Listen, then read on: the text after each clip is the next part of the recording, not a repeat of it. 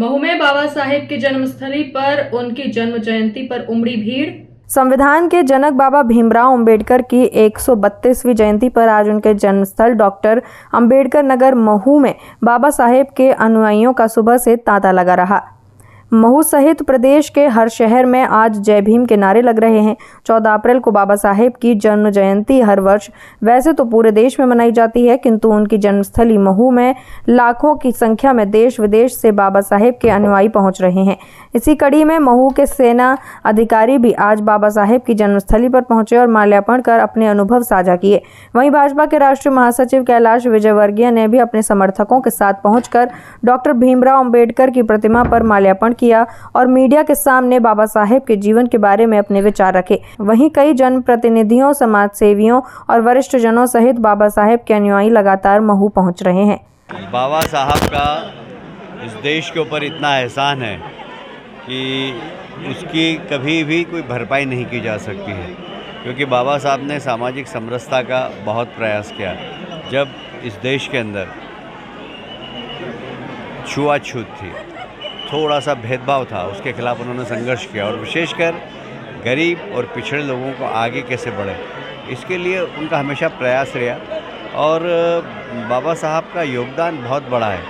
चाहे हम हिंदुत्व की बात करें तो एक समय था, ऐसा आया था कि हिंदुत्व पे भी खतरा था, तो उन्होंने कहा कि नहीं, हिंदुत्व जिंदा रहना चाहिए।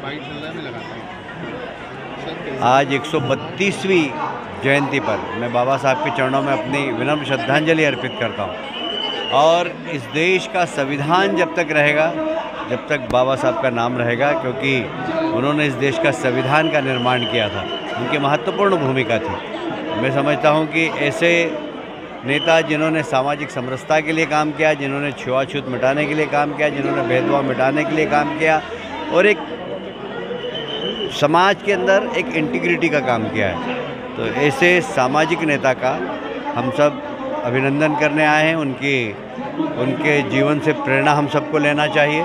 और महू चूँकि उनकी जन्मस्थली है, ये मेरा सौभाग्य है कि ये जो जिस स्थान पर हम खड़े हैं, मैं PWD मिनिस्टर था, तब इसके निर्माण का सौभाग्य भी मुझे मिला था। और ये जो अंबेडकर कुंभ की योजना बनी है, ये योजना भी मैंने ही बनाई थी और माननीय मुख्यमंत्री जी ने इसको स्वीकृत की थी, क्योंकि जब मैं 2004 के बाद उज्जैन का कुंभ करके लौटा तो उनके क्यों नहीं महू में भी कुंभ किया जाए। तो फिर बाबा साहब अम्बेडकर के नाम से कुंभ की शुरुआत भी की हमने और आज देश भर के उनके अनुयायी यहाँ पर हैं और उसका स्वागत करने का काम भी हमारी सरकार कर रही है। किला जी, बाबा साहब ने जनता ऐसे लोगों को समय पर जवाब देती है और मैं समझता हूँ कि अब भारत 60 के दशक का या 50 के दशक का भारत नहीं है, अब 2023 है और यहाँ बहुत नौजवान अब पढ़ लिख गए हैं, राजनीति को समझने लगे हैं। तो अब जनता को आप ना समझ के अगर कोई एक करेंगे तो मैं समझता हूँ कि ये आपकी नासमझी होगी। योगी जी के बारे में आप क्या कहेंगे? जिस तरीके से वहाँ पर सुशासन चल रहा है, किस तरीके से लेते हैं इसको? देखिए, ऐसा है कि आप सब जानते हैं कि सबसे ज़्यादा क्राइम उत्तर प्रदेश में था, माफिया गिरोह थे। उन गिरोहों की इतने लंबे हाथ थे कि वे भारत में तो थे ही, पर कहीं ना कहीं पाकिस्तान के IS से भी जुड़े हुए थे। ये बहुत चिंता की बात है कि आप देश के अंदर अराजकता फैला रहे हैं और साथ में हमारे दुश्मन देश के साथ संबंध रखें, ये तो बहुत ही चिंताजनक है। और उत्तर प्रदेश के मुख्यमंत्री ने बहुत ही शानदार काम किया। उन्होंने कहा है कि इस प्रकार के लोगों को हम मिट्टी में मिला देंगे और हम देख रहे हैं कि जो लोग सिर्फ बंदूक और बम के बल पर इस देश में आतंक फैलाकर और शासन और प्रशासन को चलाना चाहते थे, उन सबको सबक देने का काम योगी जी ने। आज अखिलेश यादव महू पहुंच रहे हैं। कल खरगोन में बयान दिया कि ये जो योगी सरकार है वो प्री प्लान्ड इन्होंने एनकाउंटर किया है और वहीं वो संविधान को मानते नहीं और आज संविधान स्थल बाबा साहब के अम्बेडकर स्थल पर पहुँच रहे हैं। देखिए, सब जानते हैं कि उत्तर प्रदेश में माफियाओं के सरगना कौन थे, सब जानते हैं। अखिलेश जी को तकलीफ होना बहुत स्वाभाविक है, क्योंकि जितने भी ये जो माफिया गिरोह पनपे हैं, ये उनके संरक्षण में पनपे हैं। मतलब कोई बड़ा नेता ये कि कहीं बलात्कार हो जाए तो बोले बच्चे जवानी में भूल कर देते हैं। जब इस प्रकार के नेतृत्व की मानसिकता हो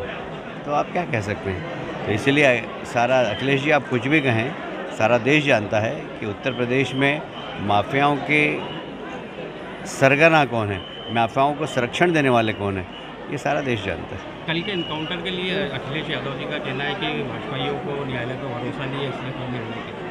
नहीं, न्यायालय पे भरोसा है, पर कोई गोली चलाए पुलिस के ऊपर तो क्या पुलिस को फूल बरसाना चाहिए उनके ऊपर? पुलिस को अधिकार दिया हुआ है कि आप अपनी आत्मरक्षा के लिए गोली चला सकते हैं, तो पुलिस ने कोई गैरकानूनी काम नहीं किया। आम नागरिक को भी अपनी आत्मरक्षा के लिए इस प्रकार का काम करने का अधिकार हमारे भारत के संविधान ने दिया है, तो इसमें कोई भी असंवैधानिक काम नहीं हुआ। उन्होंने पुलिस पर गोली चलाई, पुलिस ने अपनी आत्मरक्षा के लिए उनके ऊपर गोली चलाई। एनसी और ये सब आए यहाँ बाबा साहब के जयंती पर महाराष्ट्र से 200-250 हर रैंक के माजी सैनिक आए हैं और यहाँ से आगे हर साल यहाँ पे लोग माजी सैनिक आएंगे। पहले माना जाता था कि दलितों के साथ लगातार अत्याचार होता है, तमाम चीज़ें। बाबा साहब को आप किस तरीके से लेते हैं, किस तरीके से सामाजिक समरसता उन्होंने स्थापित की थी देश में? हाँ, बाबा साहब ने हर पहलू को देखा है। सभी भारत के अलग अलग धर्म के, अलग अलग जाति के, अलग अलग सब पहलू को उन्होंने सेवा की है और बाबा साहब सबके हैं, किसी एक के नहीं है, सभी जातियों के, सभी धर्मों के है बाबा साहब। आपका पूरा नाम और पद बताएं। मेरा नाम है बनसोड़े गौतम सोपन राव, माजी सैनिक 13 महा रेजिमेंट। बाबा साहब भीमराव हमारे लिए बहुत बड़े आइडल हैं और उनका जो पद चिन्हों में चलना हमारे लिए एक गौरव की बात है। आज मैं माऊ कैंटोनमेंट की तरफ से, स्टेशन कमांडर की तरफ से यहाँ पर बाबा साहब को मैं रिस्पेक्ट देने के लिए आया हूँ। एंड जिस हिसाब से प्रबंध हो रखा है, कैंट बोट ने आपने देखा बहुत बढ़िया प्रबंध किया हुआ है एंड सभी चीज़ सुचारू रूप से चल रही है। हमने यहाँ पर कैंट बोट में सबकी सुरक्षा के लिए हमारे QRT जो आर्मी के QRT को भी हमने उनको एम्प्लॉय किया हुआ है और सब कुछ शांतिपूर्ण तरीके से चल रहा है और सभी व्यवस्था बहुत अच्छी चल रही है। इसमें मैं कैंट बोर्ड को बधाई देना चाहता हूँ और कैंट बोर्ड के सभी स्टाफ को और हमारे जो स्टेट के जो हमारे SDM साहब के अंडर में और पुलिस के अंडर में जो व्यवस्था चल रही है बहुत बढ़िया चल रही है और सबको हमारी तरफ से ये है कि बधाई है इसके लिए। धन्यवाद।